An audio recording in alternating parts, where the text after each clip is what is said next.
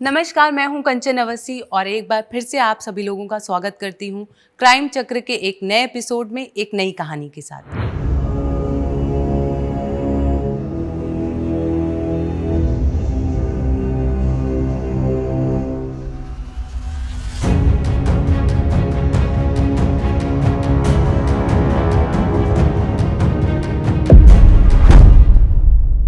रोशन तुमने तो मुझे डरा ही दिया यार। तो मैडम गेट बंद करके रखना चाहिए ना। अच्छा, ऐसे ही कोई और आ जाता और मेरी जाने मन को ले जाता तो।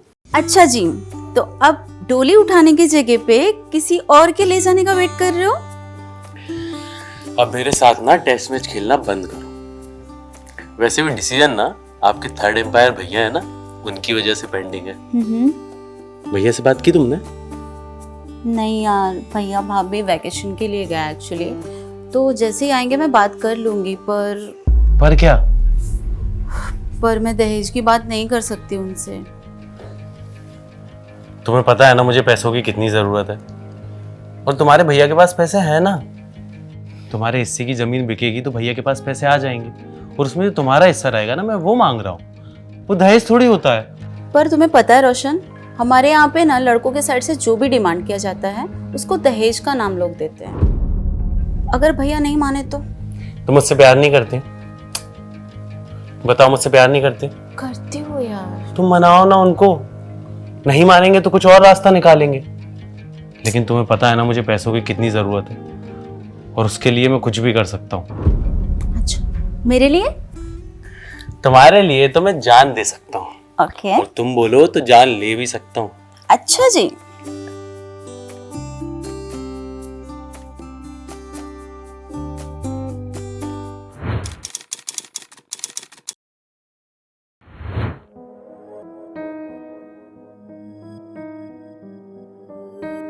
हेलो, ले आई पैसे?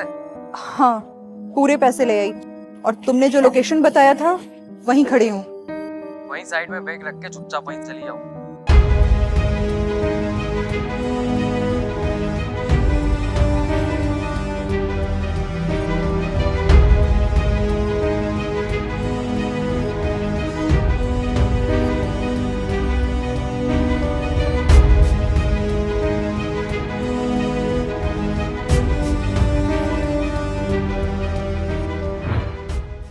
नई नवेली शादी करके नैतिक और रुचि नैतिक की बहन श्वेता के साथ शहर में कुछ महीनों पहले ही शिफ्ट हुए थे।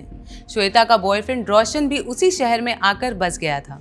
श्वेता रोशन से बहुत प्यार करती थी, पर शायद रोशन पैसों के लिए श्वेता से शादी करना चाहता था। हमारे समाज में दहेज प्रथा दीमक की तरह काम करती है। ये प्रथा लड़की वालों की जिंदगी को धीरे धीरे करके खोखला बना देती है। रोशन श्वेता के जरिए उसके परिवार से दहेज वसूलना चाहता था। श्वेता के परिवार में नैतिक और भाभी के अलावा और कोई नहीं था। श्वेता ने एक दिन हिम्मत करके अपने भैया से रिश्ते की बात की। फिर नहीं भाभी, ऐसा कुछ नहीं है। वो तो बस ऐसे ही।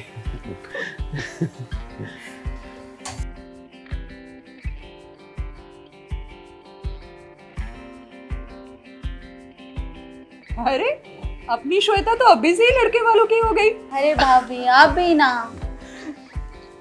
चलो अच्छा है कि आप दोनों एक दूसरे को पसंद करते हैं। श्वेता ने मुझे बताया आपके बारे में। बस भैया आपका आशीर्वाद और मिल जाए ना, तो मैं और श्वेता एक नई लाइफ शुरू कर सकते हैं। भाई का आशीर्वाद तो हमेशा बहन के साथ रहता है। पर हमें आपकी ये पैसों वाली शर्त मंजूर नहीं है। हम अपनी बहन का कन्यादान तो करना चाहते हैं, ना कि उसे पैसे की मशीन बनाकर उसके ससुराल वालों को सौंपना, ताकि वो हर समय उसका सहारा लेकर हमसे पैसा मांग सकें। भैया आप ऐसा क्यों बोल रहे हो?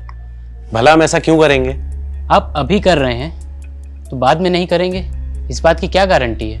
भैया रोशन ऐसा नहीं है। तुम बीच में मत बोलो, हम दोनों बात कर रहे हैं ना।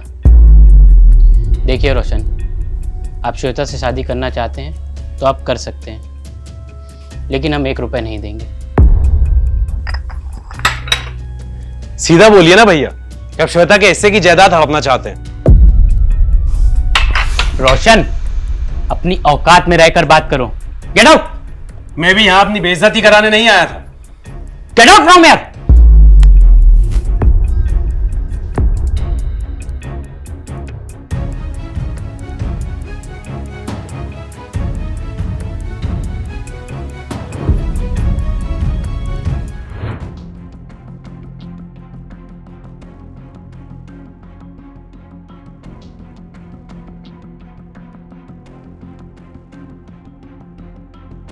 जो हुआ वो अच्छा नहीं हुआ। श्वेता के मन में भी यही भावना आई होगी कि हम उसकी जायदाद हड़पना चाहते हैं। अभी हमारे पास ये सोचने का वक्त नहीं है। और श्वेता को हम ऐसे परिवार में तो बिल्कुल नहीं भेजेंगे जहाँ लोग पैसे के लिए भूखे बैठे हों।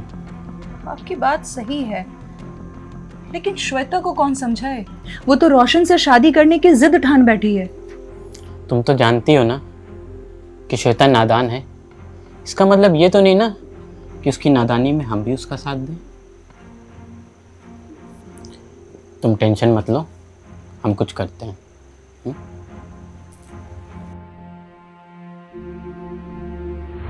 नैतिक और रुचि श्वेता के भले के लिए उसे रोशन जैसी मानसिकता रखने वाले व्यक्ति के साथ जीवन बिताने के खिलाफ थे। और उनका मानना भी सही था कि जो व्यक्ति अभी पैसों को रिश्तों से ज़्यादा महत्व दे रहा है वो शादी के बाद कोई नई डिमांड नहीं करेगा, इसकी क्या गारंटी है। पर रोशन ने श्वेता के मन में उसके भैया भाभी के खिलाफ जहर भरना शुरू कर दिया था। अब ये जहर क्या रूप लेगा और क्या रोशन अपनी पैसों की ज़रूरत को पूरा करने के लिए किस हद तक जाएगा, ये कहना मुश्किल था। श्वेता और रोशन में उस दिन के बाद थोड़ी दूरियां आई ही थी कि तभी अचानक एक दिन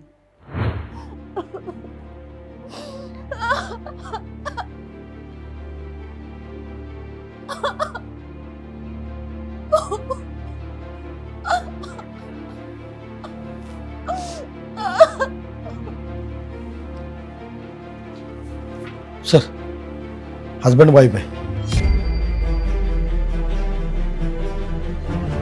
सुसाइड केस है। कोई सुसाइड नोट मिला? नहीं सर। तो कैसे कह सकते सुसाइड है? सर वो पॉइजन की बॉटल है।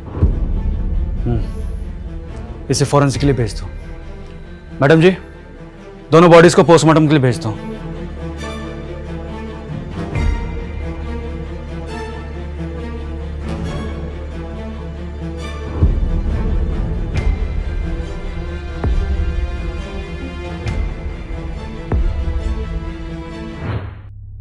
सर ये श्वेता जी है, मृतक की बहन। श्वेता जी, क्या आपके भैया और भाभी किसी मानसिक तनाव से गुजर रहे थे या कोई ऐसी बात जिससे वो सुसाइड कर सके? नहीं सर, वो तो बहुत खुश थे। उनकी शादी को तो केवल 4 महीने हुए थे बस। मुझे नहीं पता उन्होंने अचानक ऐसे सुसाइड क्यों किया। उनकी किसी से कोई दुश्मनी थी जो उनके खिलाफ साजिश कर सके? नहीं सर, हम लोग यहाँ पे न्यू है, हमारी फैमिली बिल्कुल यहाँ पे न्यू है, किसी को भी नहीं जानती है। बस भैया के एक दोस्त है, उससे ज्यादा भैया ने कभी कुछ शेयर नहीं किया मुझसे। आप प्लीज खुद को संभालिए। जो भी है इन्वेस्टिगेशन में पता चल ही जाएगा।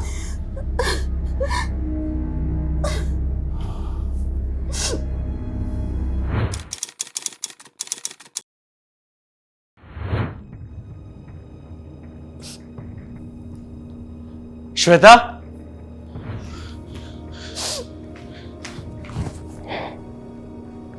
संभालो अपने आप को। कहाँ थे तुम इतने दिन? मैंने कितना फोन ट्राई किया, फोन भी नहीं लग रहा था तुम्हारा। मैं बहुत अर्जेंट काम से कहीं गया हुआ था, मुझे पता चला। लेकिन भैया और भाभी ने अचानक सुसाइड क्यों कर लिया? उन्हें तुम्हारे बारे में एक पल के लिए भी ख्याल नहीं आया कि तुम उनके बिना कैसे रहोगी? तो मुझे भी लगता है कि मैं सुसाइड कर लूं और भैया और भाभी के पास चली जाऊं। पागल हो, ऐसी बात फिर कभी मत करना। अब मैं आ गया हूं ना। अब तक तो नहीं देना, तो मुझे लगता था तुम भी मुझे छोड़कर चले गए हो। अब मैं आ गया हूं ना, अब मैं हमेशा तुम्हारे साथ रहूंगा।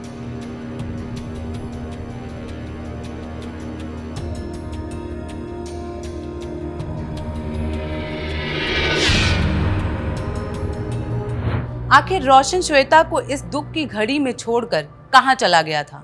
यहाँ नैतिक और रुचि का आत्महत्या करना और दूसरी तरफ उसी वक्त रोशन का गायब रहना हमें शक के जाल बुनने पर मजबूर करता है।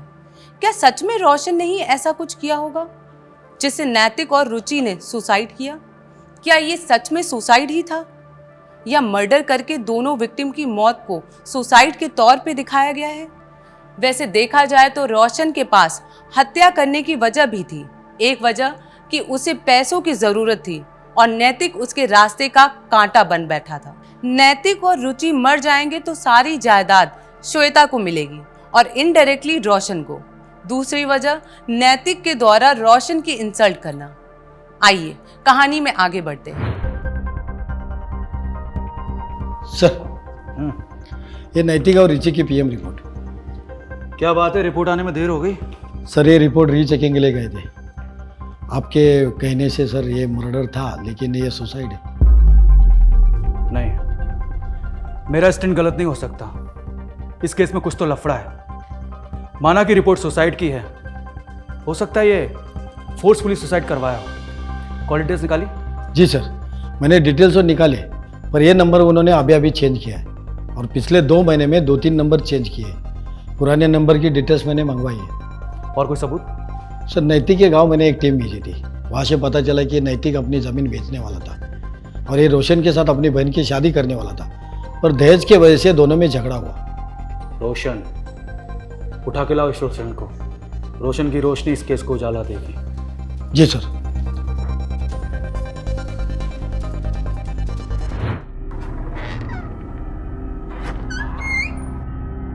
सर, ये है रोशन। तो रोशन जी, अब बताइए शादी की तैयारी कैसी चल रही है? सर मुझे यहाँ पर क्यों लाए हो आप? क्या किया है मैंने? आपने एक परिवार को दहेज के लिए इतना मजबूर किया कि उस परिवार के बड़े भाई और भाभी ने सुसाइड कर लिया। क्या झूठा इल्जाम लगा रहे हो सर आप मुझ पर? सर, तेरे ऊपर इल्जाम नहीं लगा रहे, तेरे नाम की कंप्लेंट है, वो बता रहे हैं। लेकिन सर ऐसा कुछ नहीं है। तो कैसा है वो बता दे, तेरे हिसाब से हम काम करेंगे। हम तो सच खोज रहे हैं जो तूने छुपा के रखा है। सर मैंने कुछ नहीं किया और यही सच है। सर मैं सच कह रहा हूं। सर मैं मानता हूं कि मैंने दहेज की डिमांड की थी, लेकिन वो मेरे और श्वेता के बेटर फ्यूचर के लिए की थी सर। दहेज लेना अपराध है, जानता है ना तू? हाँ सर मुझे लगा कि इसमें उन्हें कोई दिक्कत नहीं होगी। सवाल उनकी बहन की जिंदगी का था सर। ये ऐसे नहीं मानेगा। जब तक ये सच ना बोले तोड़ते रहो इसे। सर, मैंने कुछ नहीं किया सर। पुलिस ने रोशन को हिरासत में लेकर उस पे दहेज मांगने और दहेज के लिए लड़की वालों के घर वालों पर दबाव बनाने का केस दर्ज किया और उसे कड़ी तरीके से पूछताछ शुरू की, पर कुछ हाथ नहीं लग रहा था। रोशन अपनी ही बात पे अड़ा हुआ था कि उसने कुछ नहीं किया है। क्या सच में ये केस सिर्फ सुसाइड का था और पुलिस इसे मर्डर समझने की गलती कर रही थी? भले ही ये मर्डर ना हो, सुसाइड हो, पर उसके पीछे भी कोई ना कोई वजह तो जरूर होगी। कोई शौक के लिए आत्महत्या तो नहीं करेगा, वो भी एक हंसता खेलता परिवार।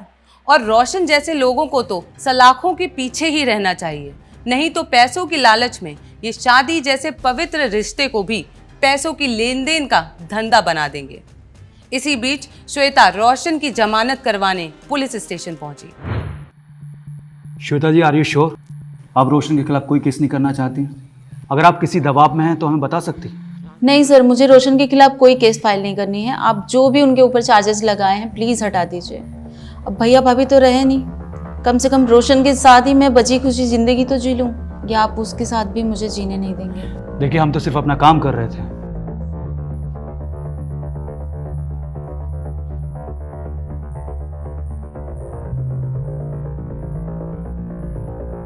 तुम ठीक हो? रोशन, तुम जा सकते हो। इन्होंने तुम्हारे खिलाफ कोई भी केस करने से मना कर दिया है।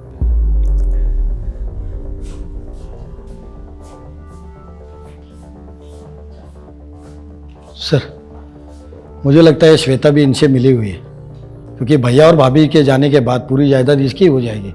जिस तरह से रोशन को सपोर्ट कर रही है, ये रोशन के साथ भी हो सकती है। वो नैतिक और रुचि के पहले नंबर की कॉल डिटेल्स निकाली? जी सर, नैतिक और रुचि की कॉल डिटेल्स की फाइल। सर, ये रही।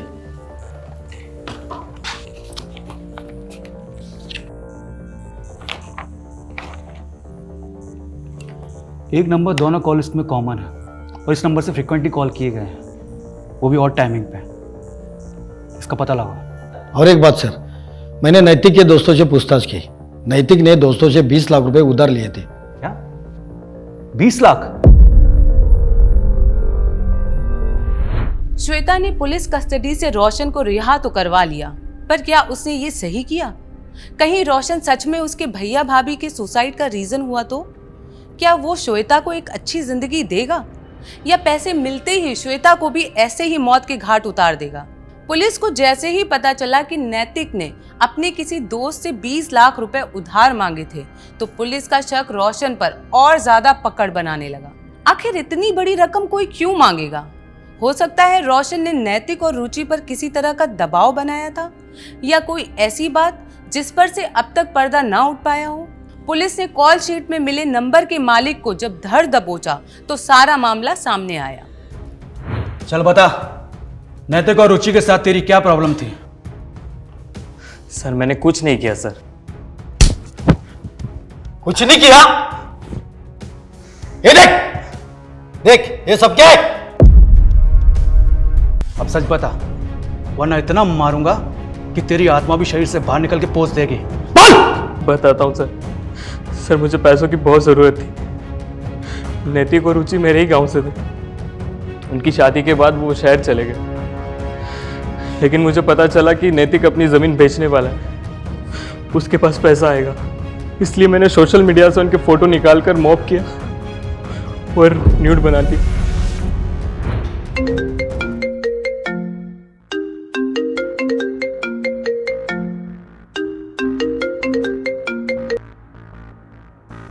हेलो, जाने मन, जरा फोन तो चेक करो अपना।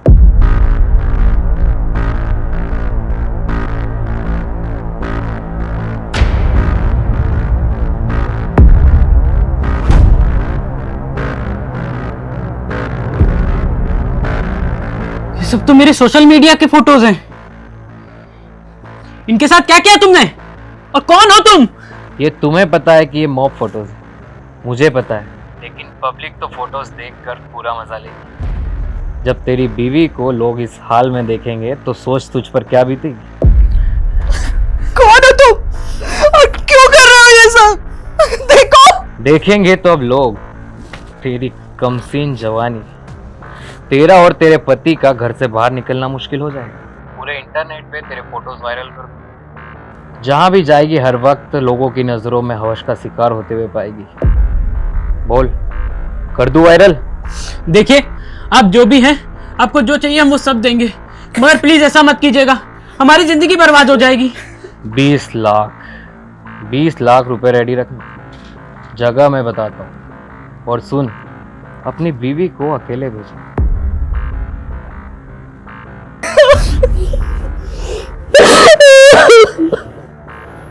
हेलो, ले आई पैसे? हाँ, पूरे पैसे ले आई और तुमने जो लोकेशन बताया था वहीं खड़ी हूँ। वहीं साइड में बैग रख के चुपचाप वहीं से चली जाओ।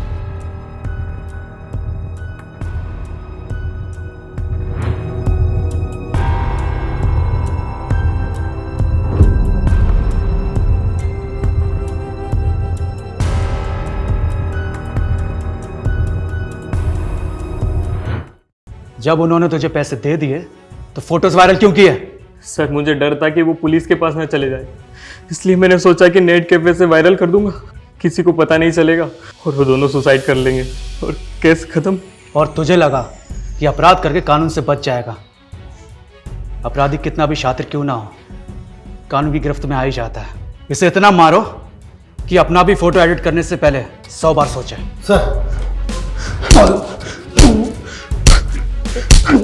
लोकेश एक आम बंदा, पैसों की कमी का हो या पैसों का लालच, जिसने उसे अपराध के ऐसे दलदल में ढकेल दिया जिसकी वजह से कितनी जिंदगियां बर्बाद हुई।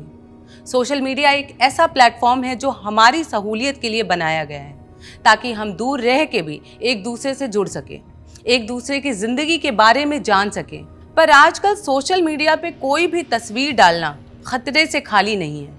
ना जाने कब आपकी तस्वीर से छेड़खानी करके कोई आपको ब्लैकमेल करना शुरू कर दे।